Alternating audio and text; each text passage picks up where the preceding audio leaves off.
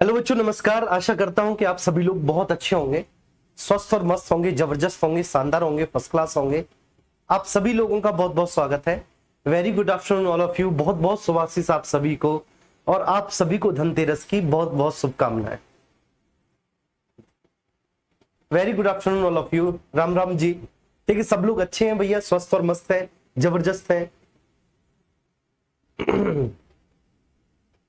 वंदना है, अनु है, निकिता है, लक्ष्मी है, उपासना राठौर है, मनु सिंह है, सोहेब खान है। सोहेब जी वालेकुम अस्सलाम।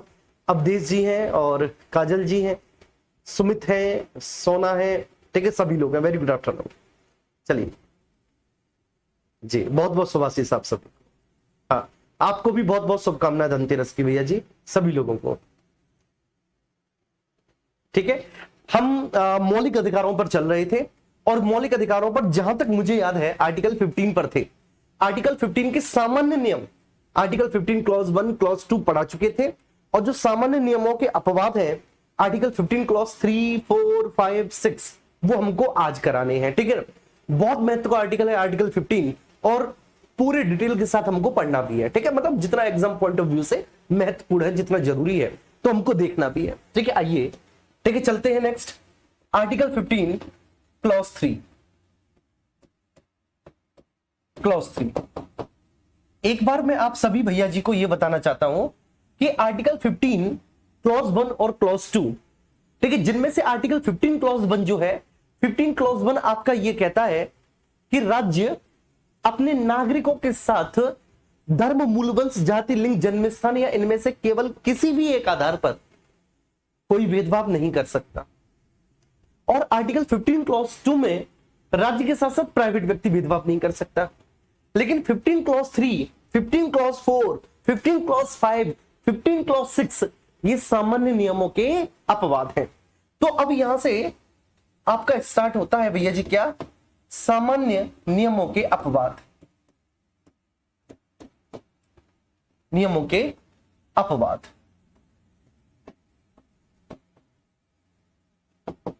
ठीक है भैया जी। यहां से, तो यहां से अब क्या प्रारंभ होता है भैया? सामान्य नियमों के अपवाद।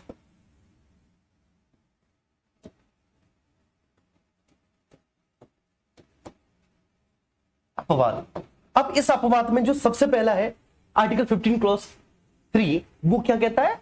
आर्टिकल 15 क्लॉज 3 कहता है कि राज्य महिलाओं और बच्चों के लिए उनके हित में विशेष प्रावधान कर सकता है। बात समझ में आ रही है? मतलब राज्य महिलाओं और बच्चों के लिए विशेष प्रावधान कर सकता है। अगर राज्य महिलाओं और बच्चों के लिए विशेष प्रावधान कर रहा है तो इसे भेदभाव नहीं माना जाएगा।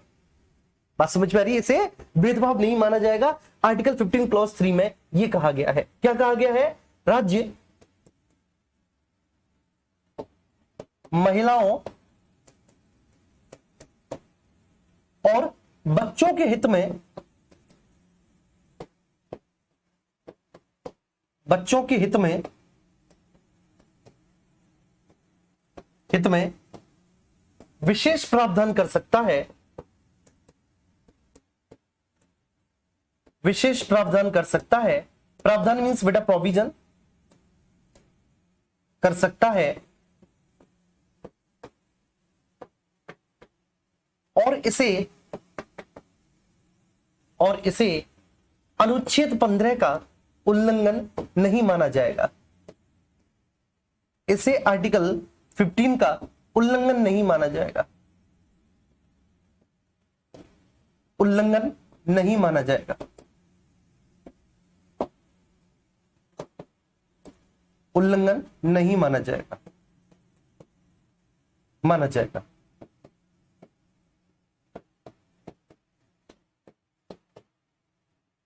नहीं माना जाएगा। ठीक है, ये आर्टिकल 15 क्लॉज 3 है। उम्मीद करता हूं कि आपको बहुत अच्छे से समझ में आ गया होगा। ठीक है, आप सब लोग समझ चुके होंगे, इसमें कोई दो राय नहीं, क्योंकि आर्टिकल 15 क्लॉज 1 और 15 क्लॉज 2 एक सामान्य नियम है। और ये सामान्य नियम ये कहते हैं, क्या कहते हैं बच्चे? सामान्य नियम ये बोलते हैं कि बेसिकली राज्य, ठीक है ना, धर्म, मूल, वंश, जाति, लिंग, जन्मस्थान इनमें से किसी भी एक आधार पर कोई भेदभाव नहीं कर सकता। तो अगर राज्य महिलाओं और बच्चों के हित में कोई भी विशेष प्रावधान करता है, कोई भी पॉलिसी बनाता है, कोई भी कानून बनाता है, तो आप उसे आर्टिकल 15 का उल्लंघन नहीं मानेंगे। बस इतनी सी बात है। अब आर्टिकल 15 क्लॉज 4, देखिए इसे समझते हैं, और आर्टिकल 15 क्लॉज 4 से ही बहुत सारे डिबेट स्टार्ट हो जाएंगे। ठीक है, अब ये एक ऐसा टॉपिक है जिसे वो बच्चा नहीं समझ सकता जो मैं आपको बेसिकली समझा रहा हूं ना, ये वो बातें हैं जिसे वो नहीं समझ सकता बच्चा जो अभी 12th पास करके आया है और जिसकी मानसिक क्षमताएं इतनी है अभी, ठीक है, उसे समझने में बड़ी दिक्कत होंगी। ठीक है, मैं आपको समझाता हूं कैसे। ठीक है, मेरी बात आप समझिए। ठीक है, पूरा कंसंट्रेशन आप यहां पर रखिए। चलिए चलिए, लुकिंग हैंडसम, चलिए जी, धन्यवाद बहुत बहुत।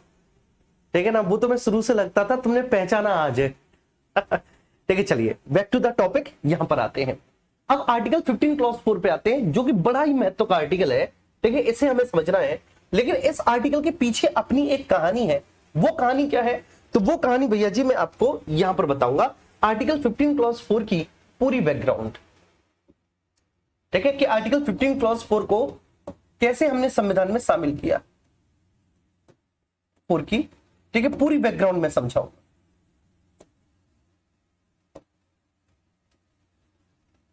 तो सबसे पहले आपको समझाता हूं, ठीक है, फिर मैं आपको बताऊंगा, लिख पाऊंगा। आर्टिकल 15 क्लॉज 4, ठीक है, एक्चुअली आपके ओरिजिनल कॉन्स्टिट्यूशन में था नहीं। आर्टिकल 15 क्लॉज 4 को प्रथम संविधान संशोधन के माध्यम से जोड़ा गया है।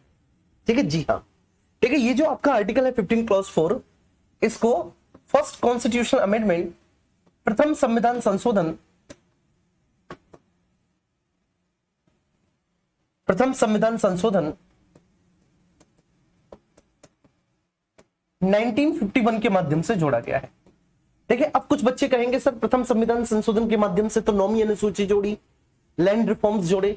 देखो, जब कोई भी कॉन्स्टिट्यूशनल अमेंडमेंट होता है ना, तो उसमें एक से ज्यादा प्रावधानों में संशोधन किया जा सकता है। जैसे कि 42वें संविधान संशोधन में आपने देखा कि कितने सारे प्रावधानों में संशोधन किया गया, कितने सारे उपबंधों में संशोधन किया गया, कितने सारे आर्टिकल्स में संशोधन किया गया। ठीक है, तो एक ही संविधान संशोधन के माध्यम से बहुत सारे प्रोविजंस में संशोधन किया जा सकता है। क्लियर है? तो ऐसे ही पहला संविधान संशोधन 1951 के माध्यम से आर्टिकल 15 क्लॉज 4 को जोड़ा गया है। था क्या? पूरा मामला आप समझिए। यह मामला है, ठीक है, उस समय के मद्रास राज्य का। देखिए, आज मद्रास नाम का कोई राज्य नहीं मिलता, लेकिन उस समय बेसिकली मद्रास राज्य था। तो यह मामला उसी समय के मद्रास राज्य का है। लगभग इस तरह से ये आपके मद्रास राज्य का विस्तार होता था। ठीक है, तो ये मद्रास राज्य का मामला है। चलिए, ठीक है, मद्रास राज्य में क्या किया कि वहां पर जो उस समय गवर्नमेंट थी मद्रास में, ठीक है, मद्रास में उस समय जो गवर्नमेंट थी बेटा, उस समय जो सरकार थी, ठीक है, सरकार ने ये पाया कि यहां पर मद्रास के जो गवर्नमेंट मेडिकल और इंजीनियरिंग कॉलेज है, इन मेडिकल और इंजीनियरिंग कॉलेज में बेसिकली एक वर्ग है जिसको हम पिछड़ा अथवा दलित वर्ग कहते हैं। ठीक है, उसके जो अभ्यर्थी हैं, जो उस वर्ग से आने वाले विद्यार्थी हैं, वो बेसिकली उनकी संख्या बहुत कम है। आप समझ रहे? कहने का आशय यह है कि मद्रास सरकार ने इस बात को अनुभव किया, नॉट इवन अनुभव, बल्कि बाकायदा, ठीक है, इस पर जो है ना एक कमेटी बिठाई, और कमेटी बिठाने के बाद ये देखा गया, इस बात की जांच की गई कि भाई जो दलित और पिछड़े वर्ग हैं, तो कितने अभ्यर्थी हैं जो इस समुदाय से गवर्नमेंट इंजीनियरिंग और मेडिकल या फिर उच्च शिक्षण संस्थानों में पढ़ने के लिए आते हैं। पता चला कि भाई ये संख्या तो बहुत कम है। अब ये संख्या बहुत कम क्यों है? ठीक है, क्योंकि साहब इसमें कोई दो राय नहीं है, सैकड़ों सालों से बेसिकली एक ऐसा वर्ग था जिसको समाज की मुख्य धारा से छिन्न भिन्न कर दिया गया। अब मुझे किसी भी बच्चे की किसी भी तरह की कोई ना कमेंट चाहिए और ना कोई फालतू की चीज चाहिए। ठीक है ना, मैं आरक्षण समझाने जा रहा हूं, मतलब अभी तो नहीं समझाऊंगा, लेकिन आरक्षण आज आप समझोगे आरक्षण क्या होता है। और जो लोग व्हाट्सएप यूनिवर्सिटी या फेसबुक यूनिवर्सिटी से पढ़ के आ गए हैं कि आरक्षण क्या है, उनको मैं यहां पर आज आरक्षण के बारे में बताऊंगा। ठीक है, बहुत अच्छे से सुनेंगे। यहां पर अगर किसी भी बच्चे ने एक फालतू कमेंट किया आज के टॉपिक में, क्योंकि आज का टॉपिक बहुत वर्नरेबल टॉपिक है, बात समझ में आ रही है, मतलब बहुत ऐसा मुद्दा है, ज्वलनशील मुद्दा है ये, तो इसलिए ठीक है, आप सभी लोग सभ्यता और नैतिकता का परिचय देंगे, बहुत अच्छे से सुनेंगे इसको। ठीक है, क्या है क्या नहीं है। और अगर फालतू किसी का कोई कमेंट आया तो मैं कमेंट डिसेबल नहीं करूंगा, कोर्स डिसेबल करवा दूंगा, ध्यान रखना इस बात को। ठीक है, जी हाँ, तो बहुत अच्छे से सुनेंगे किसी का भी एक भी कमेंट नहीं आना चाहिए, ठीक है? बहुत अच्छे से सुनिए ये बात। तो क्या था पूरा मामला समझना कि सब मद्रास राज्य, ठीक है, मद्रास गवर्नमेंट, तो मद्रास गवर्नमेंट ने बाकायदा एक सर्वे करवाया, एक इन्वेस्टिगेशन, एक जांच समिति बनाई और उसने ये देखा कि हमारे यहां के जो सरकारी कॉलेज हैं, बेसिकली सरकारी कॉलेज जहां पर उच्च शिक्षण संस्थान, जो उच्च शिक्षण संस्थान है, उन उच्च शिक्षण संस्थानों में यह देखा जाए, ठीक है ना, खासकर आपके इंजीनियरिंग और मेडिकल कॉलेज, मेडिकल कॉलेज इनको कहते हैं बेटा, ठीक है, आपको पता होगा इनको कहते हैं professional study college. Medical college इनको क्या कहते हैं? इनको कहते हैं प्रोफेशनल स्टडी, ठीक है ना, आपने पढ़ा होगा। ये बेसिकली प्रोफेशनल स्टडी होती है, ये प्रोफेशनल कोर्सेज होते हैं।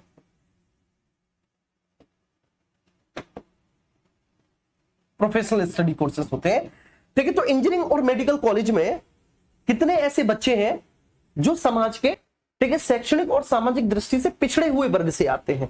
किससे आते हैं बेटा? सामाजिक और शैक्षणिक दृष्टि से पिछड़े वर्गों से आते हैं। सामाजिक और शैक्षणिक दृष्टि से पिछड़े वर्ग से आते हैं।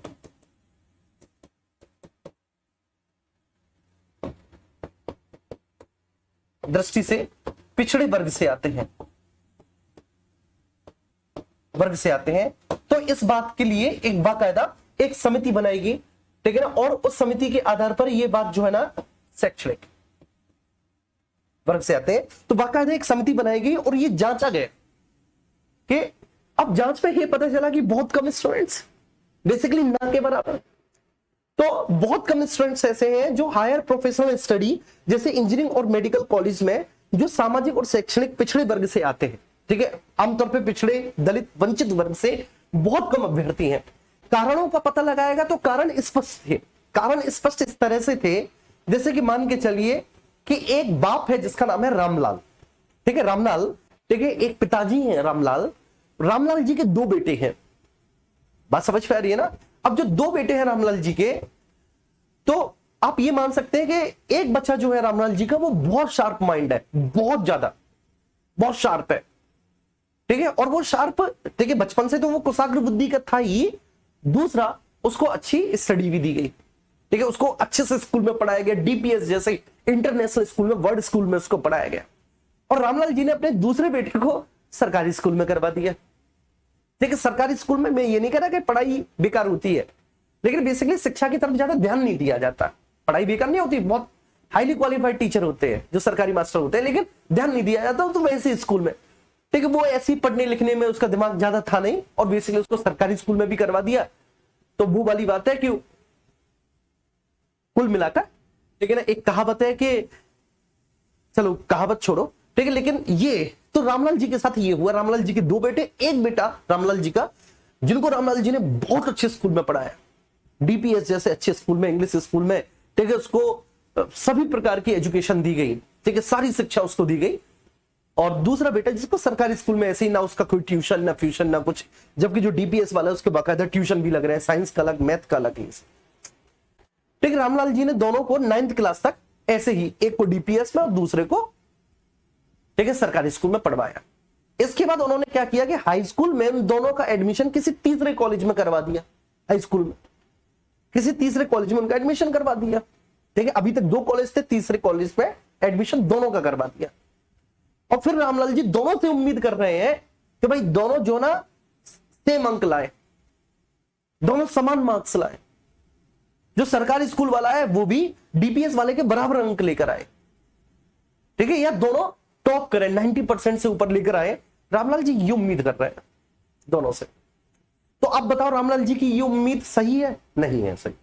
क्यों सही नहीं है? क्योंकि बेसिकली उस बच्चे को जो सरकारी स्कूल में पढ़ा, उसको वो आधारभूत संसाधन जो है, जो उसके व्यक्तित्व में बढ़ावा लाते, उसकी पढ़ाई में अभिरुचि की क्षमता को और बेहतर करते, उनसे तो रामलाल जी ने उसे वंचित ही कर दिया। उसको ट्यूशन नहीं दिया, उसको अच्छा परिवेश नहीं दिया, ये सब नहीं दिया उसको। मैं ये नहीं कह रहा, मैं बुराई नहीं कर रहा, एक बात बता रहा हूं। और दूसरे बच्चे को उन्होंने इतना अच्छा परिवेश दे दिया, इतना अच्छा माहौल दे दिया, ठीक है, उसकी जो पढ़ाई लिखाई में अभिरुचि थी वो और ज्यादा बढ़ती हुई चली गई, क्योंकि उस तरह के उसको माहौल दे दिया गया। देखिए एक्सपेरिमेंटल पढ़ाई होती है इन स्कूल्स में, ऐसा माहौल दे दिया। अब वहां पर वो उम्मीद ये कर रहे हैं कि दोनों एक साथ नंबर लाए, एक समान नंबर लाए, दोनों ही टॉप करें, तो ऐसा तो संभव नहीं है ना, ऐसा नहीं हो सकता। तो सेम वही व्यवस्था बेटा ये है। ठीक है, एक वो वर्ग है, ठीक है, जो पढ़ाई लिखाई से दूर रहा बेसिकली, ठीक है, जिस वर्ग की पीढ़ियों ने श्रमिक का काम किया, लेबर का काम किया, मजदूरी का काम किया बेसिकली, और अपने आप को पढ़ाई लिखाई से बहुत दूर रखा। ठीक है, अब आप किसी इंजीनियरिंग या मेडिकल कॉलेज में आप, ठीक है, ये उम्मीद करें कि उस मेडिकल कॉलेज में, ठीक है, जितने बच्चे इस वर्ग से आए उतने ही इस वर्ग से आ जाए, तो ऐसा संभव है नहीं। तो भैया जो ठीक है, जो सामाजिक और शैक्षिक दृष्टि से पिछड़े वर्ग हैं उनको लाना तो पड़ेगा बेटा, मुख्य धारा में लाना पड़ेगा। उनको मुख्य धारा में लाने के लिए उनके लिए कुछ विशेष रक्षोपाय किए जाएंगे, उनके लिए कुछ स्पेशल राइट दिए जाएंगे, कुछ स्पेशल प्रोविजंस किए जाएंगे। ठीक है, मैं आपको बताता हूं, बहुत अच्छे से आप समझना, ठीक है, इस बात को। पिछड़े वर्ग, तो उन्होंने क्या किया मद्रास राज्य ने बेटा, कि उन्होंने मद्रास राज्य ने इस बात को बहुत अच्छे से डिस्कस किया, स्टडी किया, इस बात को स्टडी किया उन्होंने। और उन्होंने स्टडी करने के बाद ये पाया कि भाई वास्तव में, ठीक है, हमारे राज्य में जो है ना, सामाजिक और शैक्षणिक दृष्टि से पिछड़े वर्ग के जो विद्यार्थी हैं, जो अभ्यर्थी हैं, उनकी संख्या बहुत कम है। जब उनकी संख्या बहुत कम है तो उन्होंने क्या किया, उनके लिए कुछ विशेष उपबंध बना दिए। उन कॉलेज में एडमिशन लेने के लिए उनके लिए कुछ स्पेशल प्रोविजंस कर दिए।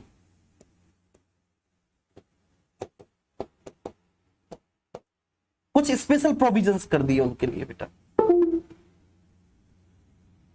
विशेष उपबंध बना दिए। विशेष उपबंध का मतलब केवल इतना है कि ऐसा कर दिया कि बेसिकली जो इस वर्ग से आते हैं, जो इस वर्ग से रिप्रेजेंट करते हैं इस वर्ग को, तो बेसिकली उनके लिए मेरिट थोड़ी सी कम कर दी, जिससे कि इजीली वो इंजीनियरिंग और मेडिकल कॉलेज में प्रवेश पा सके। ठीक है, अब जब ये काम सबरा किया गया, तो इस काम, जब ये मद्रास राज्य ने ये सारी चीजें कर दी और सामाजिक और शैक्षणिक दृष्टि से पिछड़े हुए वर्ग के विद्यार्थियों को बड़ा इजीली इंजीनियरिंग और मेडिकल कॉलेज में पहुंचाया जा सके, इसके लिए उन्होंने ये प्रोविजन लाए और एक नियम बना दिया कि भाई जो है ना, जो सरकारी कॉलेज है, जो सरकारी उच्च शिक्षण संस्थान है, खासकर जो प्रोफेशनल स्टडी कराते हैं, ठीक है, वहां पर इन वर्ग से आने वाले अभ्यर्थियों के लिए जो कट ऑफ रहेगी वह थोड़ी सी नीचे रहेगी। जैसे आज भी आप देखते हैं कि कट ऑफ जनरल कितनी जाती है, ओबीसी कितनी जाती है, एससी कितनी जाती है, तो कट ऑफ थोड़ी सी नीचे रहेगी। अब मेरी बात आप समझना, ठीक है, ये पूरा मामला जो है, ये एक व्यक्ति के पास गया जिनका नाम था चंपकम दोराइजन। ठीक है, अब यहां से कहानी स्टार्ट होती है। क्या नाम था उनका? चंपकम दोराइजन। चंपकम दोराइजन को यह बात अच्छी नहीं लगी मद्रास सरकार की। उन्होंने कहा चंपकम दोराइजन ने कि साहब ये तो सीधा सीधा भेदभाव हो रहा है। और चंपकम दोराइजन साहब क्या करने चले गए? चंपकम दोराइजन साहब बेटा मद्रास सरकार के खिलाफ, ठीक है, कोर्ट केस करने चले गए कि मद्रास सरकार ने यह भेदभाव किया है और यह सीधा सीधा जाति के आधार पर किया गया भेदभाव है। यह पूरी बैकग्राउंड है। एक चंपकम दोराइजन नाम का व्यक्ति, वो बेटा मद्रास सरकार के खिलाफ केस कर देता है कोर्ट में कि ये सीधा सीधा जाति के आधार पर भेदभाव किया जा रहा है, क्योंकि इसमें, ठीक है, विशेष जाति के अभ्यर्थियों को, विशेष जाति के विद्यार्थियों को इजिली एक्सेस दिया जा रहा है इंजीनियरिंग और मेडिकल कॉलेज में। बड़ा इजिली एक्सेस दिया जा रहा है इंजीनियरिंग और मेडिकल कॉलेज में, जो कि बहुत गलत है। और वो इस तरह से जो ना बेटा कोर्ट चले गए। मेरी बात आप समझ में आ रही है? और कोर्ट ने भी चंपकम दोराइजन के ही पक्ष में फैसला सुनाया।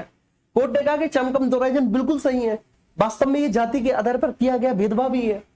ठीक है, तब सरकार ने बेटा प्रथम संविधान संशोधन किया। ठीक है,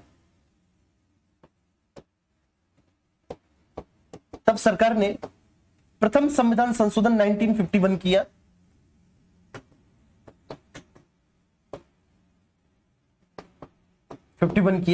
इसके माध्यम से आर्टिकल 15 क्लॉज 4 जोड़ा गया बेटा आपके कॉन्स्टिट्यूशन में। तो ये ओरिजिनल कॉन्स्टिट्यूशन में नहीं था। आर्टिकल 15 क्लॉज 4 जोड़ा गया और इसमें बोला गया कि राज्य सामाजिक और शैक्षणिक दृष्टि से पिछड़े हुए वर्गों के हित में विशेष प्रावधान कर सकता है। बात समझ में आ रही है?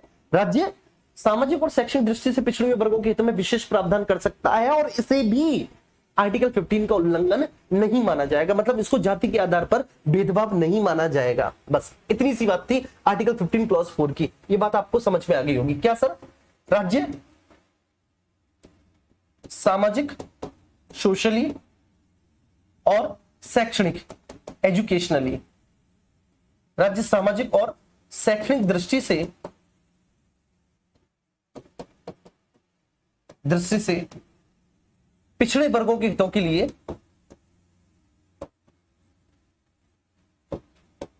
पिछड़े वर्ग के हितों के लिए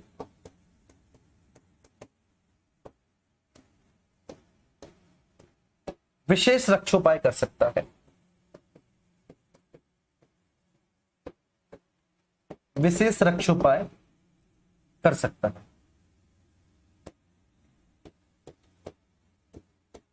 कर सकता है, ठीक है। और यह भी आर्टिकल 15 का उल्लंघन या आर्टिकल 15 का अपवाद, वो आर्टिकल 15 का वायलेशन नहीं माना जाएगा, इसको आर्टिकल 15 का हम उल्लंघन नहीं कहेंगे। तो पहले संविधान संशोधन 1959 के माध्यम से आर्टिकल 15 क्लॉज 4 जोड़ा गया। प्रथम संविधान संशोधन 1951 के माध्यम से जोड़ा गया, जिसमें बोला गया कि राज्य सामाजिक और शैक्षणिक दृष्टि से पिछड़े वर्ग के हितों के लिए विशेष रक्षोपाय कर सकता है। पूरा मामला आपके सामने है, क्लियर है। अब ये जब संविधान में बेटा इसको जोड़ दिया, जब इसको संवैधानिक दर्जा दे दिया, तो स्वाभाविक सी बात है, ठीक है, ठीक है, तो ये इसको संवैधानिक दर्जा दे दिया कुल मिलाकर। अब आर्टिकल 15 क्लॉज 4 की बात करेंगे। 15 क्लॉज 4 क्या है? वो 15 क्लॉज 5, इसके बारे में बात करेंगे। ये भी बहुत महत्व का आर्टिकल है, आर्टिकल 15 क्लॉज 5, ठीक है। और एक बार मैं फिर से सारी स्टोरी आपको बता दूंगा, बिल्कुल परेशान मत होना। अभी जो आर्टिकल 15 क्लॉज 5 है, ठीक है, ये आप समझेंगे कि इसमें क्या है। एक्चुअली 93वां संविधान संशोधन हुआ 2005 में। क्या भैया जी? 93वां संविधान संशोधन 2005 में होता है, 93rd कॉन्स्टिट्यूशनल अमेंडमेंट 2005। अच्छे से याद रखेंगे, संविधान संशोधन 2005।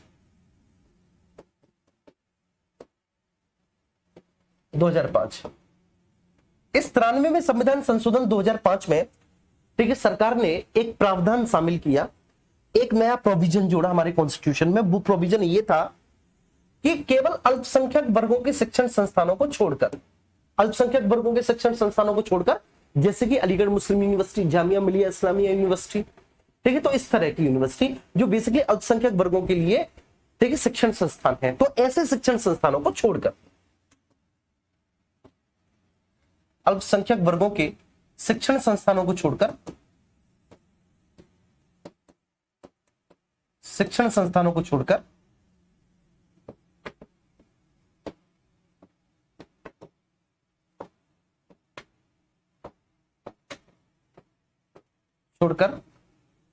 राज्य किसी भी सरकारी अथवा निजी स्कूल में,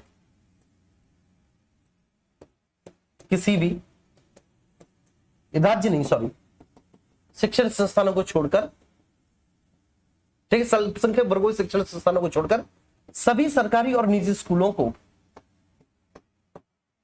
सभी सरकारी और निजी स्कूलों को, तो स्कूलों को SC, ST, OBC के लिए, ठीक है, के लिए प्रवेश में स्थान,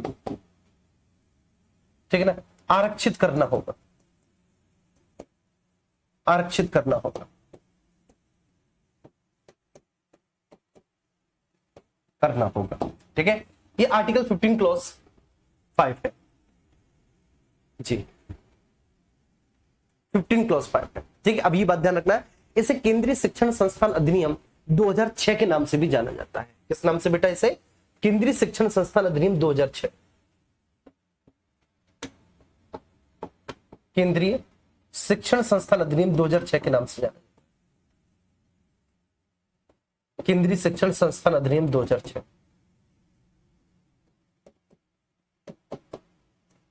अधिनियम 2006 के नाम से जाना जाता है, या फिर इसको प्रवेश में छूट, प्रवेश में छूट, ठीक है, ये भी बोल देते हैं प्रवेश में छूट अधिनियम 93वां संविधान संशोधन 2000, ठीक है। आइए अब इसके बाद आर्टिकल 15 क्लॉज 6 पर आते हैं। ये क्या है आर्टिकल 15 क्लॉज 6, इसको समझ लेते हैं। 15 क्लॉज 6, ठीक है। तो आर्टिकल 15 क्लॉज 6 क्या बोलता है? 15 क्लॉज 6 ने 103वें संविधान संशोधन के माध्यम से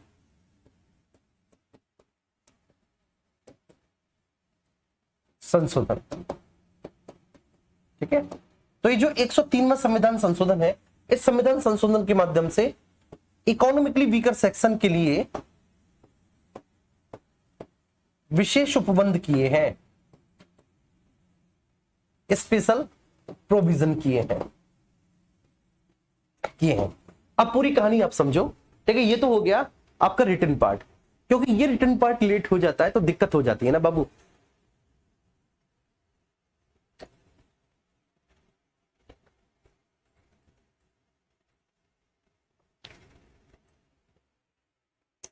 फिर आपको लगता है कि पता नहीं क्यों लेट हो गया, मेरी बात समझेंगे। आर्टिकल 15 क्या है? आर्टिकल 15 कहता है, आर्टिकल 15 का जो टैग है, आर्टिकल 15 का टैग है, ये है धर्म, मूलवंश, जाति, लिंग और जन्मस्थान। धम्मजलज आपको याद है? धम्मजलज। तो धर्म, मूलवंश, जाति, लिंग और जन्मस्थान के आधार पर राज्य कोई भेदभाव नहीं कर सकता। आर्टिकल 15 धर्म, मूलवंश, जाति, लिंग, जन्मस्थान के आधार पर राज्य किसी भी प्रकार का कोई भेदभाव नहीं कर सकता अपने नागरिकों के साथ। ये आर्टिकल 15 का टैग है। आपने आज से पहले कभी भी आर्टिकल 15 को पढ़ा होगा या रटा होगा किसी भी कोचिंग संस्थान में, आपने तो ऐसे ही पढ़ा होगा कि भाई आर्टिकल 15 का मतलब ये होता है कि धर्म, मूलवंश, जाति, लिंग, जन्मस्थान के आधार पर कोई भेदभाव नहीं हो सकता, है ना। यही तो पढ़ा होगा आपने।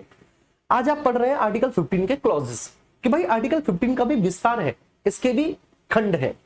अब जैसे सबसे पहला खंड है 15 क्लॉज 1, तो 15 क्लॉज 1 में क्या बोला कि राज्य अपने नागरिकों के साथ केवल धर्म, मूलवंश, जाति, लिंग, जन्मस्थान या इनमें से किसी भी एक आधार पर कोई भेदभाव नहीं कर सकता। लेकिन तो राज्य अपने नागरिकों के साथ नहीं कर सकता भेदभाव इन 5 में से किसी भी एक आधार पर।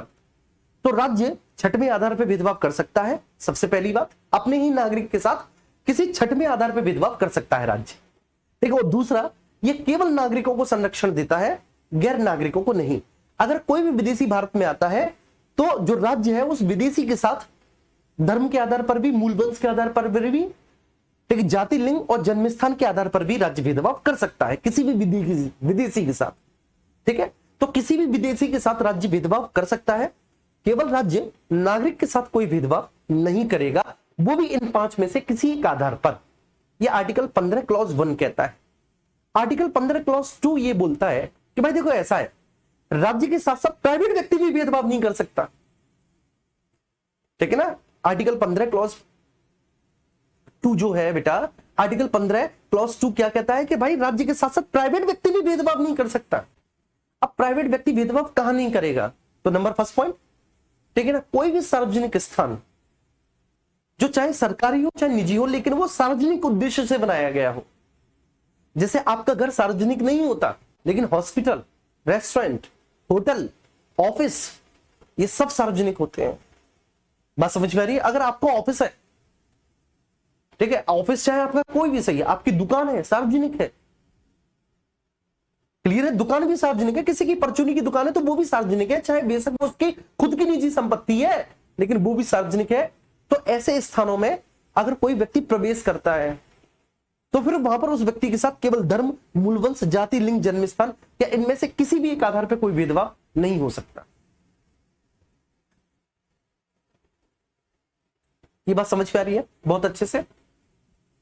इतना तो आप समझ ही रहे होगे, ठीक है। दूसरा, आर्टिकल 15 क्लॉज 2 क्या बोलता है कि साहब अगर मान के चलिए कि सरकारी पैसा लगा है और ऐसी कोई भी बिल्डिंग या ऐसा कोई भी स्थान जिसमें सरकारी पैसा लगा है, चाहे रत्ती भर का लगा हो, तो वहां पर भी किसी प्रकार का कोई भेदभाव नहीं हो सकता प्रवेश में। अब आर्टिकल 15(3) आया। अब आर्टिकल 15(3) से लेकर और 15(6) तक ये सामान्य नियमों के अपवाद है, मतलब ये आर्टिकल 15(1) और 15(2) के अपवाद है। 15(3) में बोल रहा है कि राज्य महिला और बच्चों के हित में अगर कोई भी विशेष प्रावधान करता है तो उसे आर्टिकल 15 का उल्लंघन नहीं माना जाएगा। जैसे एक एग्जांपल देता हूं मैं आपको, ठीक है, आपने देखा होगा कि घर का जो सबसे छोटा बच्चा होता है माँ उसे दुलार करती है। आपने देखा होगा घर के सबसे छोटे बच्चे को, ठीक है, वो रोज आए तो माँ तुरंत जो ना उसके लिए रोटी लेके जाती है, उसे मनाती है। और घर के जो बड़े बच्चे होते हैं वो ये कहते हैं कि मम्मी देखो आप इसे कितना प्यार करती हो, तो मम्मी क्या समझाती है कि नहीं बेटा प्यार में सबको बराबर करती हो, लेकिन चूंकि घर में सबसे छोटा है, तुम लोग तो समझदार हो गए हो, तुम्हें तो पता है कि क्या खाना है क्या नहीं पीना है, इस बेचारे को नहीं पता। तो इसलिए मैं इसको, ठीक है, थोड़ा सा अतिरिक्त पोषण देने के लिए, ठीक है, ये सारी चीजें करती हूं कि बेसिकली जो ना आप ये मान के चलिए कि इसको, ठीक है, समझ इतनी नहीं है, तो मैं कोई भेदभाव नहीं कर रही तुम्हारे साथ, बल्कि मैं इसका ख्याल रख रही हूं। ये बात आप समझे? ऐसा नहीं कि मैं आपके अधिकारों को कम करके इसको अधिकार दे रही हूं, आपको आपके पूरे अधिकार मिल रहे हैं, लेकिन मैं बेसिकली ये चूंकि घर में सबसे छोटा है, ठीक है, ये बहुत ना समझ है बेचारा अभी, तो इसको मैं, ठीक है ना, अतिरिक्त केयर कर रही हूं और इसके अलावा कुछ नहीं। ठीक है, ऐसा आमतौर पे आपने सुना होगा घरों में। ठीक है, ऐसे ही जैसे आपने देखा होगा, जैसे मान के चलिए घर में 3 बच्चे हैं बेटा, और कोई एक दिव्यांग है ना, दिव्यांग है, वो अपने आप अपनी शर्ट नहीं पहन पाता, पैंट नहीं पहन पाता, वो खुद से चल नहीं पाता है, खा नहीं पाता है, तो माँ ऐसा करती है, उसे अपने हाथों से खिलाती है। तो बाकी के 2 अगर ये कहे माँ देखो आप इसे तो अपने हाथों से खिलाती हो, मुझे आप अपने हाथों से नहीं खिलाती, तो आप बताओ क्या ये तर्क सही है? नहीं ना, ये तर्क गलत है बच्चे, क्योंकि वो बेचारे नहीं खा सकते। ठीक है, तो इसलिए माँ जो है ना उनको, ठीक है, खिला रही है। तो बस ये है और कुछ नहीं। तो राज्य अगर बच्चों और महिलाओं के लिए कोई प्रावधान करता है तो इसका मतलब ये नहीं कि राज्य कोई भेदभाव कर रहा है। 15(3) में ये है। अब ये जो 15(4) है ये जुड़ा है, ये ओरिजिनल कॉन्स्टिट्यूशन में 15(4) था ही नहीं। आप ओरिजिनल कॉन्स्टिट्यूशन उठा के देख लो, 15(4) आपको मिलेगा ही नहीं। अब 15(4) में क्या था, 15(4) की पूरी विषय वस्तु को, अब 15(4) के पूरे सब्जेक्ट को बहुत अच्छे से समझेंगे। क्या है 15(4)? तो 15(4) में बेसिकली 15(4) जो है ना वो इंट्रोड्यूस हुआ। वो कैसे इंट्रोड्यूस हुआ कि एक मद्रास राज्य का मामला हुआ। ठीक है, अभी इस पूरी बात को मैं फिर से आपको समझाने जा रहा हूं। मद्रास राज्य का मामला हुआ। मद्रास स्टेट में एक्चुअली क्या हुआ है मेरे प्यारे बच्चे, कि मद्रास स्टेट में मद्रास गवर्नमेंट ने, उस समय का जो मद्रास स्टेट था, आज तो वो तमिलनाडु हो गया, ठीक है, तो उस समय का जो मद्रास था वहां की गवर्नमेंट ने, ठीक है, अपने यहाँ के सरकारी कॉलेजेस में बेसिकली जो हायर एजुकेशन इंस्टीट्यूट थे, ठीक है, वहां पर उन्होंने खासकर अपने प्रोफेशनल स्टडी कॉलेज में जो सामाजिक और शैक्षणिक दृष्टि से पिछड़े हुए वर्ग के जो अभ्यर्थी थे, जो विद्यार्थी थे, ठीक है, उनके लिए मेरिट को थोड़ा सा नीचे कर दिया, जिससे कि वो इजीली एडमिशन ले सके। ठीक है ना, और उन्होंने तर्क दिया क्योंकि सामाजिक और शैक्षिक दृष्टि से पिछड़े हुए वर्ग से आते हैं, तो इसके लिए हम इन्हें स्पेशल प्रोविजन कर रहे हैं। हालांकि संविधान में इसका कोई जिक्र नहीं था, ठीक है, कि ऐसा कोई स्पेशल प्रोविजन हो सकता है। तो इसलिए चंपकम दोराइजन साहब जो है वो कहां पर चले गए, कोर्ट चले गए, और कोर्ट ने चंपकम दोराइजन के मामले को सही भी माना कि हाँ भाई, ठीक है, मद्रास राज्य ने जाति के आधार पर भेदभाव किया है। ठीक है, तो उसके बाद फिर क्या हुआ कि मजबूरन नेहरू सरकार को उस समय, ठीक है, फर्स्ट कॉन्स्टिट्यूशनल अमेंडमेंट 1951 के माध्यम से आर्टिकल 15 क्लॉज 4 संविधान में जोड़ना पड़ा। और उन्होंने बोला कि यदि राज्य सामाजिक और शैक्षणिक दृष्टि से पिछड़े वर्ग के हितों के लिए कोई विशेष रक्षोपाय करता है तो उसे आर्टिकल 15 का उल्लंघन नहीं माना जाएगा। वो बेसिकली सामान्य नियमों का उल्लंघन नहीं है, वो महज एक अपवाद है और कुछ नहीं। ठीक है, इसके बाद इस पर बहस और बढ़ी। जब इस पर बहस और बढ़ी तो फिर 93 में संविधान संशोधन 2005 आया। ठीक है, इस 93 में संविधान संशोधन 2005 को हम बेसिकली प्रवेश में आरक्षण अधिनियम कहते हैं। ठीक है, इसको हम क्या कहते हैं, प्रवेश में छूट ऑब्लिक प्रवेश में आरक्षण, रिजर्वेशन इन एडमिशन भी कहते हैं इसको। क्या कहते हैं बेटा इस आर्टिकल को, आर्टिकल 15 क्लॉज 5 को रिजर्वेशन इन एडमिशन। 2 बार पूछा गया है पीसीएस में, रिजर्वेशन इन एडमिशन कौन सा आर्टिकल है, और इसको हमने 93 में संविधान संशोधन 2005 के माध्यम से जोड़ा है। ठीक है, इसमें क्या है कि राज्य, बेसिकली जो राज्य है वो केवल अल्पसंख्यक वर्गों के शिक्षण संस्थानों को छोड़कर सभी सरकारी और निजी स्कूलों को SC ST OBC के लिए प्रवेश में आरक्षण देना होगा। ठीक है, आज भी आप देखते हो जब आप बीएड का फॉर्म भरने जाते हो, BTC का फॉर्म भरने जाते हो, ठीक है, तो आपने देखा होगा वहां पर कोई भी स्कूल सही, चाहे सरकारी सही चाहे निजी सही, ठीक है, चाहे गवर्नमेंट हो चाहे प्राइवेट हो, आपने देखा होगा कि उस स्कूल में अगर मान के चलिए कि 100 सीटें हैं बीएड के लिए, ठीक है ना, तो आरक्षण के अनुपात में बेसिकली आपने देखा है कि 14 सीट उसमें SC के लिए होंगी, 5 सीट ST के लिए होंगी। मतलब ऐसे करके पूरा का पूरा उसमें खाका होता है कि सब 10 सीट उसमें EWS के लिए होंगे, ठीक है, 27 सीट उसमें OBC वर्ग के लिए होंगी, तो इस तरह से आपने पूरा का पूरा देखा होगा कि जैसे आप किसी भी स्कूल में एडमिशन वगैरह लेने गए होगे तो वहां पे पता होगा कि साहब एससी की इतनी सीट है इसमें। अगर आप उस वर्ग से आते हैं तो आप सबसे पहले ये पूछते हैं कि साहब मुझे एससी सीट पर एडमिशन चाहिए, कितनी सीट है एससी की, साहब इतनी है। एसटी की सीट पर मुझे एडमिशन चाहिए क्योंकि मैं उसी वर्ग से आता हूं, कितनी सीट है साहब, इतनी सीट है। ठीक है, अगर आप ओबीसी वर्ग से आते हैं तो साहब मुझे ओबीसी सीट पर एडमिशन चाहिए, कितनी सीट है साहब, इतनी है, चाहे सरकारी हो चाहे निजी हो। लेकिन जो अल्पसंख्यक वर्गों के लिए शिक्षण संस्थान है वहां पर यह प्रावधान लागू नहीं होता। तो केवल व केवल अल्पसंख्यक वर्गों के शिक्षण संस्थानों को छोड़कर, क्योंकि वहां पर यह प्रोविजन, वहां पर यह प्रावधान लागू नहीं है।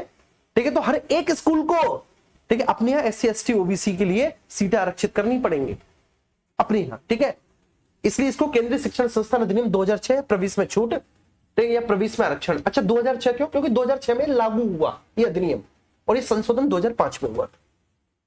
अब इसके बाद आर्टिकल 15 क्लॉज 6, इसको 103 में संविधान संशोधन के माध्यम से जोड़ा गया, आर्टिकल 15 क्लॉज 6 को। और इसमें ईडब्ल्यूएस इकोनॉमिकली वीकर सेक्शन के लिए विशेष उपबंध है। जो इकोनॉमिकली वीकर सेक्शन है उसके लिए विशेष उपबंध है। विशेष उपबंध का मतलब है कि उनको भी, ठीक है, एडमिशन वगैरह में छूट दी जाएगी, बस सिंपल सी बात है। ठीक है, अब आप मुझे बताएंगे, मैंने इतना समझाया जितना आपके लिए बहुत जरूरी था समझना।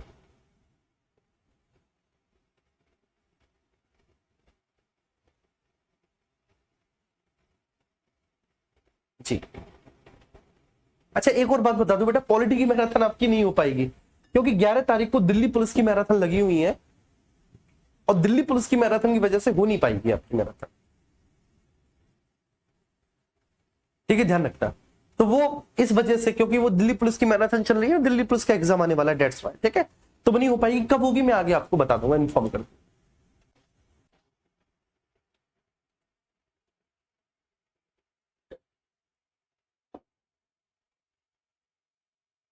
ठीक है, क्लियर हुआ? तो अब एक बार आप लोग थम्स अप करो। ठीक है, अब एक बार थम्स अप करो। आर्टिकल 15 का एक एक क्लॉज, 15 क्लॉज 1 2 3 4 5 अगर याद हुआ हो क्लास में, मैं याद करवाने की गारंटी लेता हूं। समझ तो बेटा बहुत दूर की बात रही, याद करवाने की।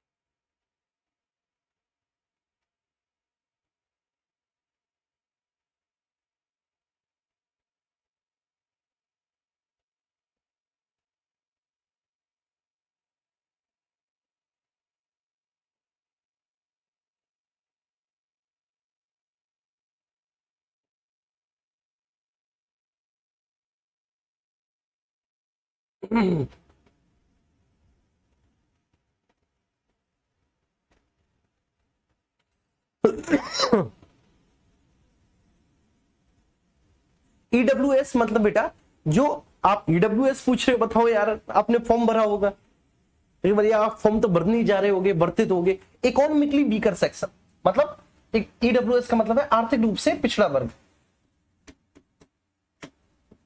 आर्थिक रूप से पिछड़ा वर्ग, पिछड़ा वर्ग।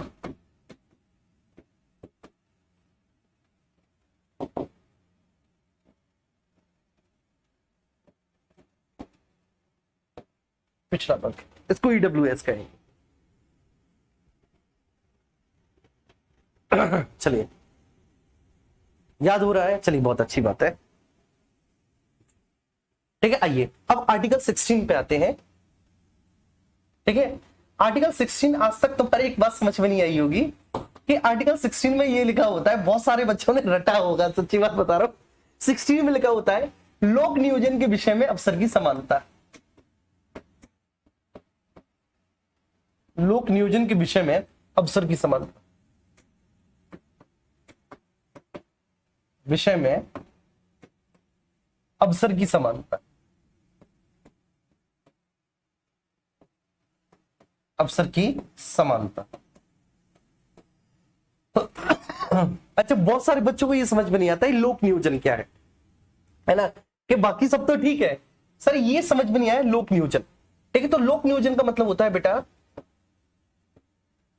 ठीक है, पब्लिक एम्प्लॉयमेंट मतलब सरकारी नौकरी, एम्प्लॉयमेंट ठीक है, जिसकी आप तैयारी कर रहे हो वो लोक नियोजन है। ठीक है भाई, जिसकी तुम लोग क्या कर रहे हो, जिसकी तुम लोग तैयारी कर रहे हो वो लोक नियोजन है, सरकारी नौकरी। लोक नियोजन के विषय में अफसर की समानता। उम्मीद करता हूं, ठीक है, आर्टिकल 16 को आमतौर पर हम सबने ऐसे ही याद किया होगा कि भाई लोक नियोजन के विषय में अफसर की समानता, लोक नियोजन के विषय में अफसर की समानता। चलिए अब है क्या, ठीक है, आर्टिकल 16 सही लिखा है यार, ज्यादा परफेक्शन की जरूरत तो नहीं है। हाँ ठीक है, मतलब अच्छा लगता है। लेकिन मुझे क्या है, थोड़ी सी मात्रा इधर उधर चढ़ जाए तो मुझे ये दोबारा से लिखो। चलो, तो आर्टिकल 16 मतलब लोक नियोजन के विषय में अफसर की समानता।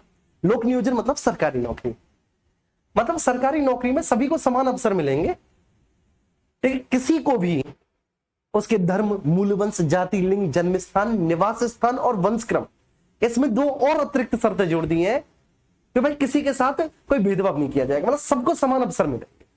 अब आप कहेंगे सर नहीं मिलते, यूपीएससी में किसी को 5 अटेम्प्ट मिलते हैं, किसी को 6 मिलते हैं, किसी को 7 मिलते हैं, तो सर किसी को अनलिमिटेड मिलते हैं।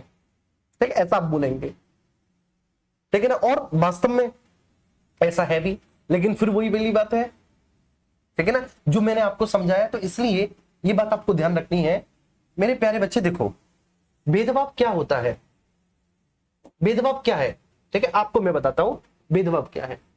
भेदभाव का मतलब होता है कि जब आप सबल के पक्ष में, जो ऑलरेडी पहले से ताकतवर है, जिसके पास पहले से संसाधन है, जब आप सबल के पक्ष में या सबल के हित में जब आप फेवर करें, ठीक है, तो वो वास्तव में क्या है, भेदभाव। क्लियर है? तो स्पेशल प्रोविजंस फॉर सबल, ठीक है, सबल के पक्ष में विशेष रक्षोपाय किए जा रहे हैं, सबल के पक्ष में विशेष उपबंध लागू किए जा रहे हैं, या सबल के पक्ष में फेवर किया जा रहा है, वह भेदभाव है। अगर दुर्बल के पक्ष में, निर्बल के पक्ष में भेदभाव किया जा रहा है तो उसको भेदभाव नहीं कहेंगे। ठीक है ना, अगर उसके पक्ष में फेवर किया जा रहा है तो उसको भेदभाव नहीं कहेंगे। सपोज डेट एक एग्जांपल, ठीक है, एक एग्जांपल के साथ मैं आपको ये बातें समझाता हूं, मेरी बात आप बहुत अच्छे से समझना, ठीक है ना, बहुत अच्छे से समझना मेरे प्यारे बच्चे। जैसे मान के चलिए सपोज डेट एक व्यक्ति, ठीक है, जो बहुत बूढ़े हैं, बहुत ज्यादा बूढ़े, आपने देखा होगा आमतौर पर, ठीक है, और वो रिक्शा चला रहे हैं।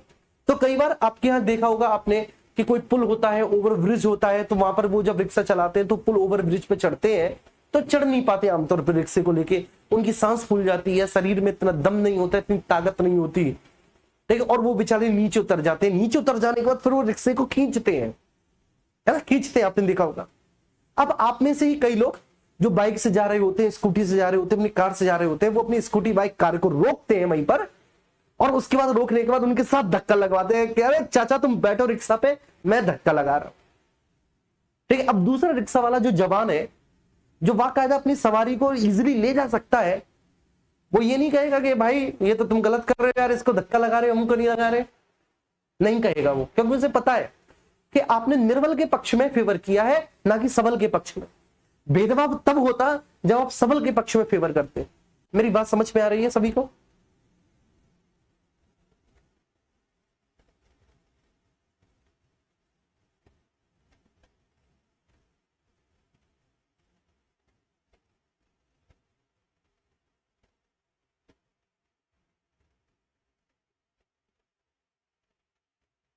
जी, मेरी बात समझ में आ रही है? एक दो बच्चे थम्स अप कर दो ये बात, ठीक है ना। भेदभाव क्या है, क्लियर हुआ? तो ठीक है, कई बच्चे ऐसे हैं आरक्षण को भेदभाव बोलते हैं, कहते हैं कि सब भेदभाव है। तो ठीक है, हमें किसी भी एग्जाम को पास करने के लिए 150 नंबर लाने पड़ते हैं, वही हमारे किसी एससी मित्र, ठीक है, 100 पे ही पास हो जाता है, 115 पे ही पास हो जाता है। वो क्यों हो जाता है? ठीक है, उसके पीछे अपनी एक कहानी है बेटा, और वो कहानी आज या कल की नहीं है। ठीक है, वो कहानी अगर आप उसके बैकग्राउंड में जाते हैं तो वो लगभग, ठीक है ना, सदियों से चला रहा है, एक प्रकार का एक सिस्टम है, ठीक है, जहां पर एक वर्ग जो समाज की मुख्य धारा से अलग हो गया, छिन्न भिन्न हो गया, ठीक है, जिसको शोषित, वंचित और ठीक है पिछड़ा करार दे दिया गया। अब उसको मुख्य धारा में लाना, ये भी तो हमारा ही काम है कि मुख्य धारा में लाना है बेटा। अब मुख्य धारा में लाने के लिए अगर उनके हित में हम कोई फेवर कर रहे हैं तो ये भेदभाव नहीं है।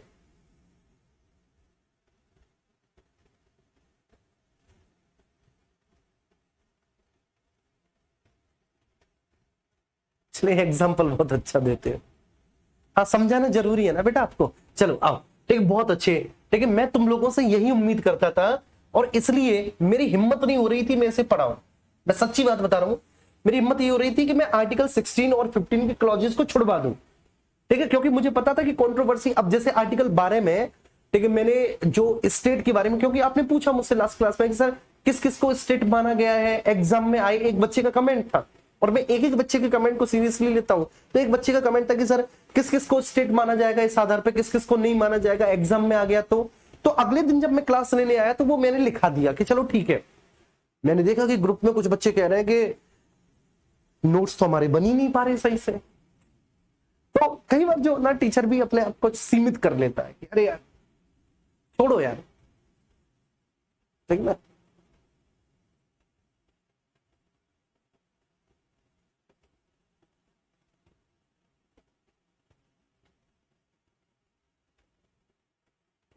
चलो ठीक, ओके।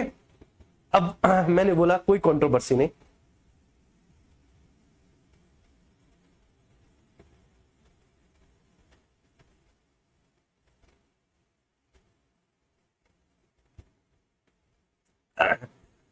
एक छोटा सा एग्जांपल देता हूं मैं आपको, ठीक है।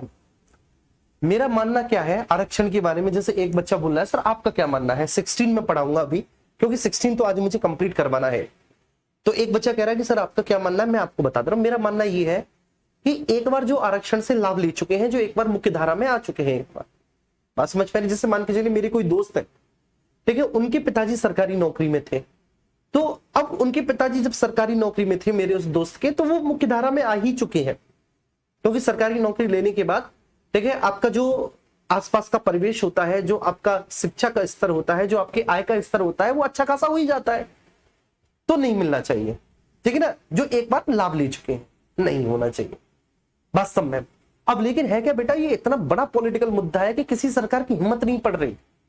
इसको कहते हैं क्रीमी लेयर, ठीक है। ओबीसी में ये क्रीमी लेयर का सिद्धांत है, लेकिन अभी ये एससी एसटी में नहीं है क्रीमी लेयर का सिद्धांत। ओबीसी में एक बार जो सरकारी नौकरी से इसका लाभ ले चुके हैं आरक्षण का, ठीक है, अब उनके आने वाली संततियों को इसका लाभ नहीं मिलेगा। लेकिन एससी एसटी में अब भी है, ओबीसी में ये नहीं है। ओबीसी में क्रीमी लेयर का प्रावधान है और होना भी चाहिए, एससी एसटी में भी होना चाहिए, क्योंकि एक बार लाभ लेने के बाद आप मुख्य धारा में आ चुके हैं, ठीक है। हाँ, अगर आपके पिताजी सरकारी नौकरी में नहीं है, वो लाभ नहीं ले पाए किसी भी कारणवश, ठीक है, तो आपको लाभ मिलना चाहिए, क्योंकि वास्तव में आपकी आर्थिक, आपकी सामाजिक स्थिति वही होगी, इसमें कोई दौराई नहीं,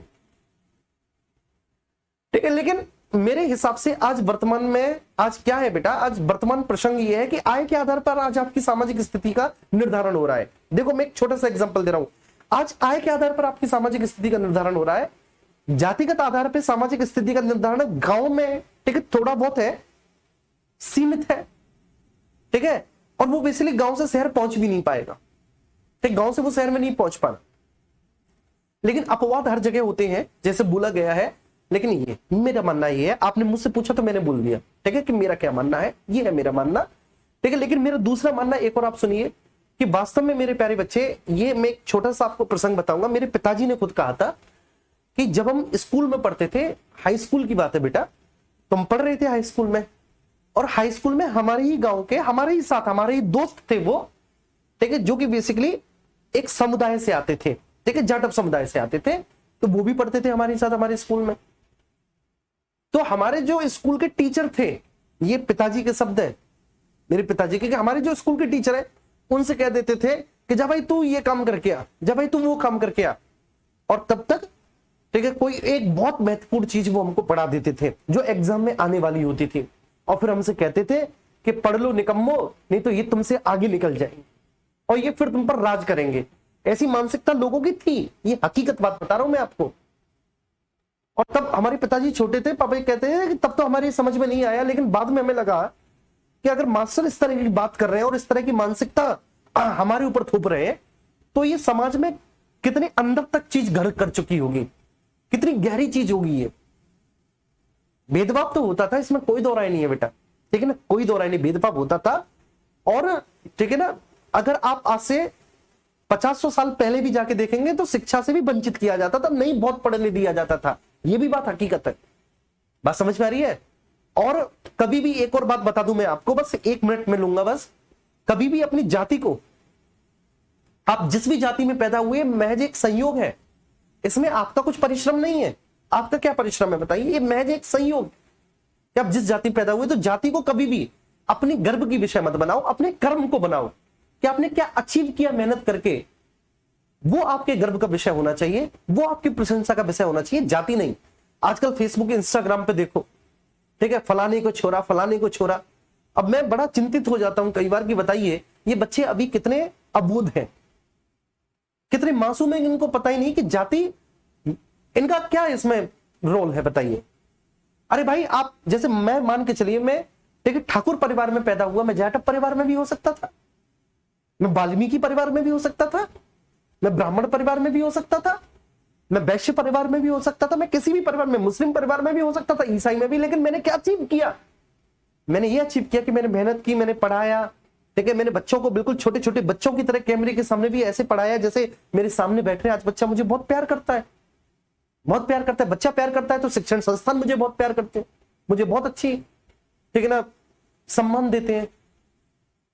तो ये कमाया। तो आपने क्या कमाया? अपने कर्मों के आधार पर। कभी जाति या किसी धर्म में पैदा होने पर वो कभी भी आपके अभिमान का, गर्व का विषय नहीं होना चाहिए। बस मेरी इतनी सी बात है। और ना उस पर कभी अहंकार करना चाहिए। ये बात आज से आप प्रॉमिस कर लीजिए। मेरी आपसे छोटी सी रिक्वेस्ट है।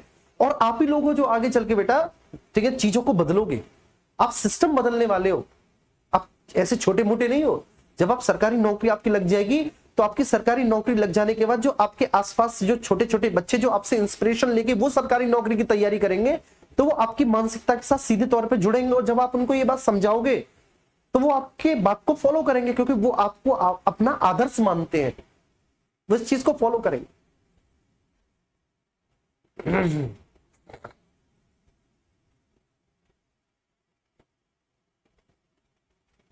चलिए आइए आर्टिकल 16। तो आर्टिकल 16 का मतलब है कि सरकारी नौकरी में सभी को, ठीक है, समान रूप से अवसर मिलना चाहिए। ठीक है, अब मैं बात करूंगा आर्टिकल 16 क्लॉज 1 की।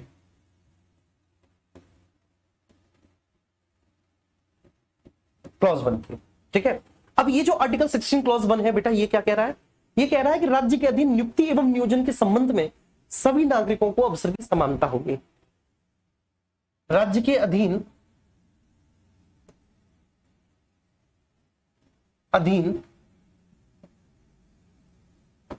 नियुक्ति, नियुक्ति का मतलब क्या है बेटा? अपॉइंटमेंट। अपॉइंटमेंट, नियुक्ति एवं नियोजन के संबंध में, नियोजन मतलब एम्प्लॉयमेंट, एम्प्लॉयमेंट,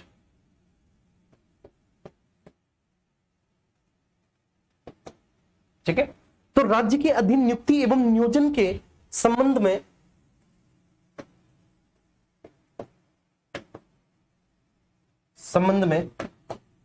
सभी नागरिकों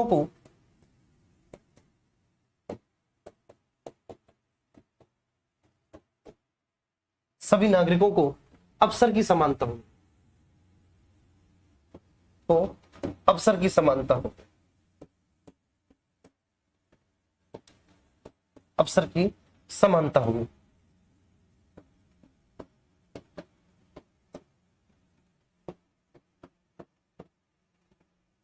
समानता होगी, बस सिंपल सी बात है। अब मतलब क्या है बच्चे? तो राज्य के अधीन नियुक्ति और नियोजन के संबंध में सभी नागरिकों को अवसर की समानता होगी। अब इसका आप मतलब समझो। इसका मतलब ये है मेरे प्यारे बच्चे कि आर्टिकल 16 का जो अधिकार है, आर्टिकल 16 का जो अधिकार है वो राज्य के विरुद्ध है और केवल भारत के नागरिकों को है। भाई आर्टिकल 16 का जो मौलिक अधिकार है वो केवल राज्य के विरुद्ध है और केवल भारत के नागरिकों को है, राज्य के विरुद्ध भारत के नागरिकों को। अब जैसे अंकित भाटी सर है, एक बहुत बड़ा शिक्षण संस्थान चलाते हैं, रोजगार विद अंकित, ठीक है। तो वो अपने यहां अपॉइंटमेंट पे या एम्प्लॉयमेंट पे भेदभाव कर सकते हैं। बात समझ में आ रही है? तो वो अपॉइंटमेंट और एम्प्लॉयमेंट में भेदभाव कर सकते हैं। क्लियर है? क्योंकि वो प्राइवेट व्यक्ति हैं।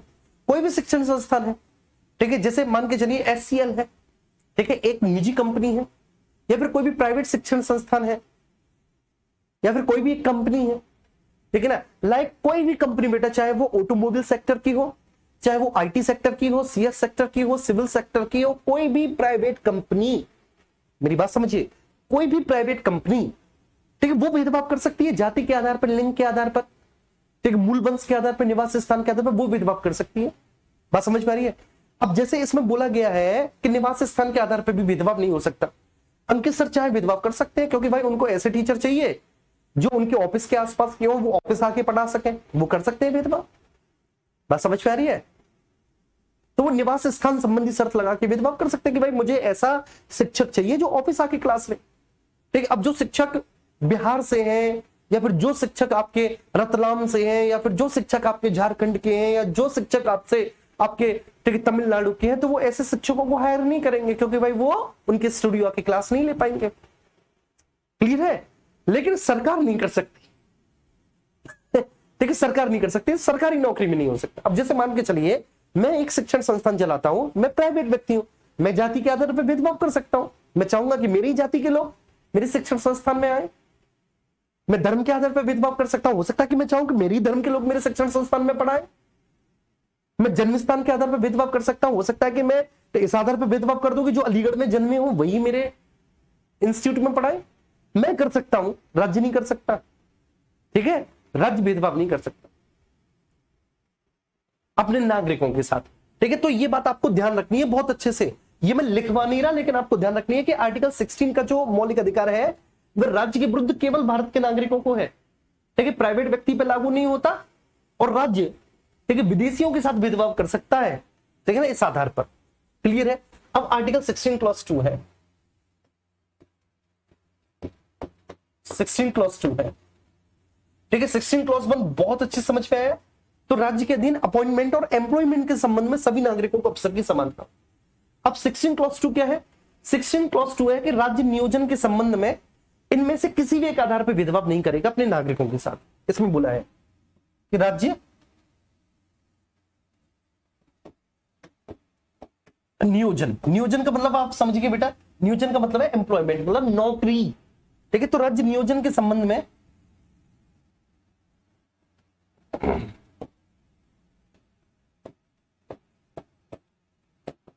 राज्य नियोजन के संबंध में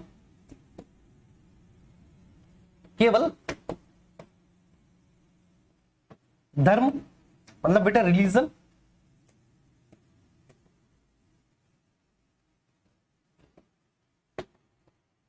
केवल धर्म, मूल वंश मीन्स रेस, जाति,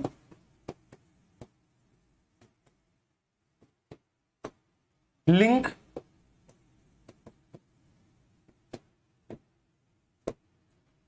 जन्म स्थान, बर्थ प्लेस,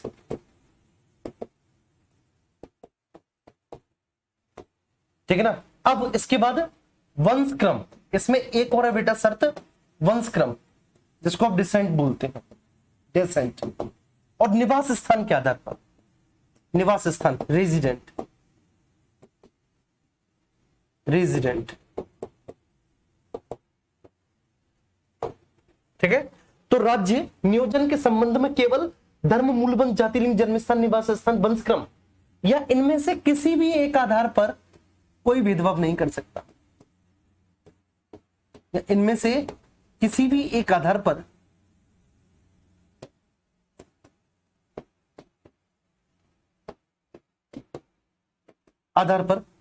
कोई भेदभाव नहीं कर सकता।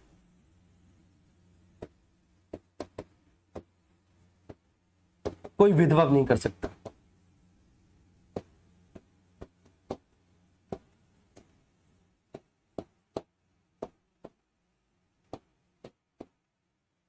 नहीं कर सकता।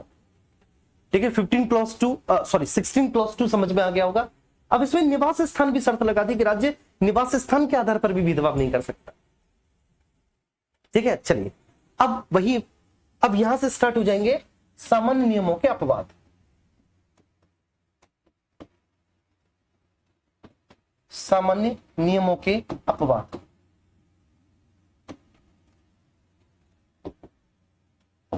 अपवाद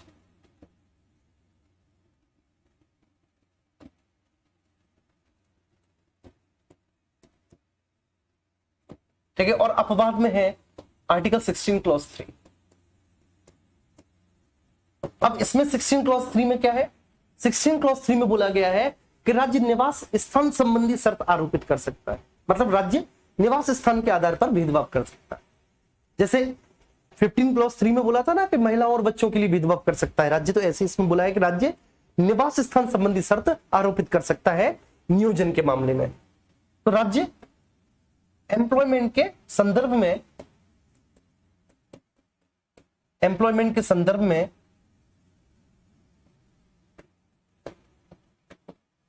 संदर्भ में संदर्भ में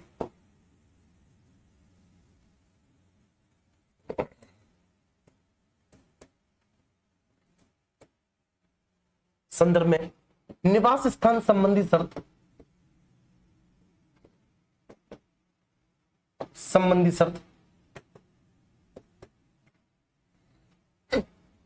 शर्त आरोपित कर सकता है।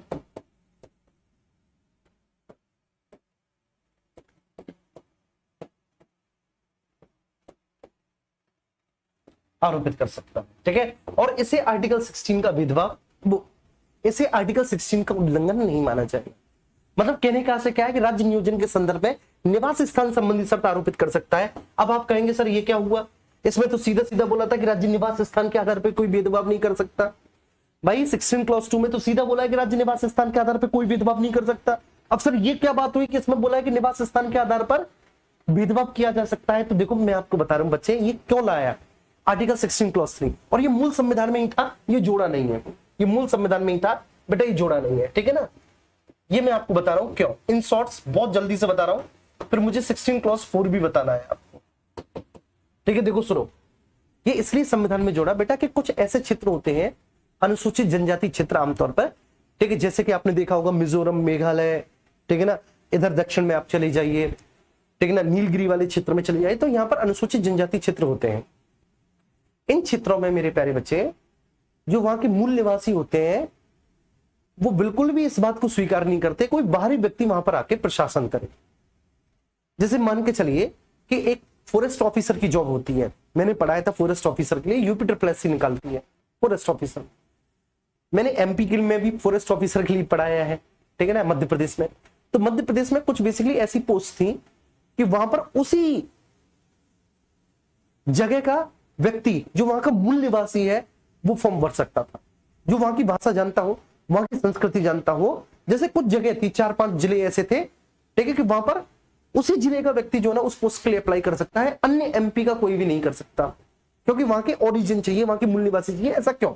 क्योंकि वो बाहरी किसी व्यक्ति को स्वीकार नहीं कर सकते।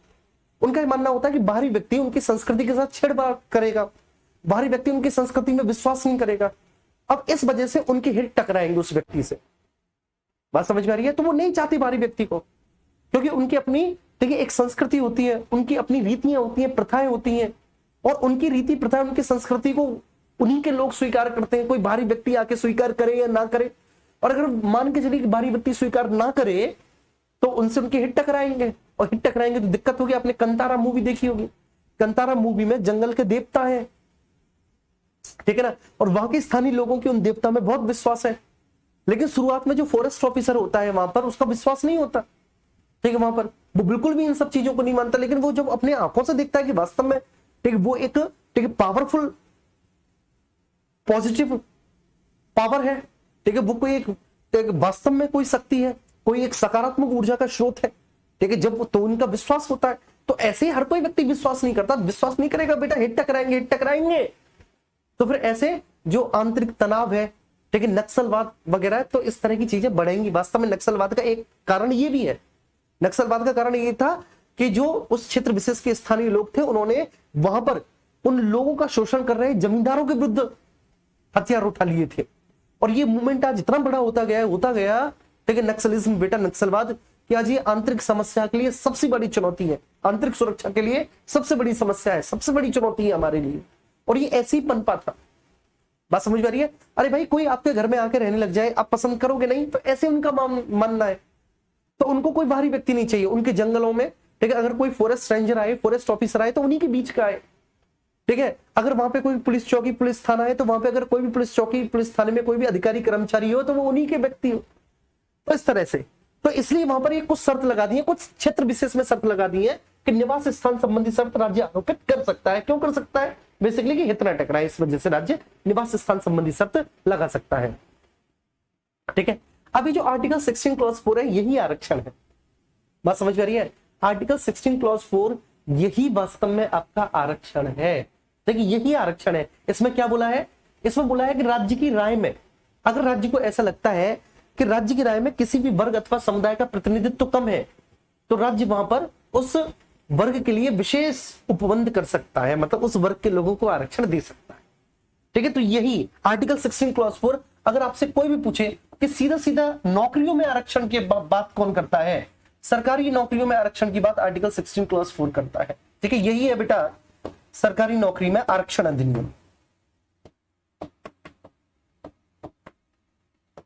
आरक्षण अधिनियम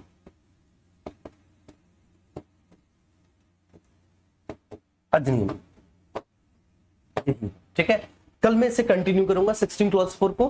ठीक है बच्चों, अब आप बताओ मुझे, आपको समझ में आया अच्छे से? ठीक है, क्लियर हुआ आज का लेक्चर? ठीक है, और इसलिए ठीक है बहुत अच्छे से समझो सब लोग इस बात को।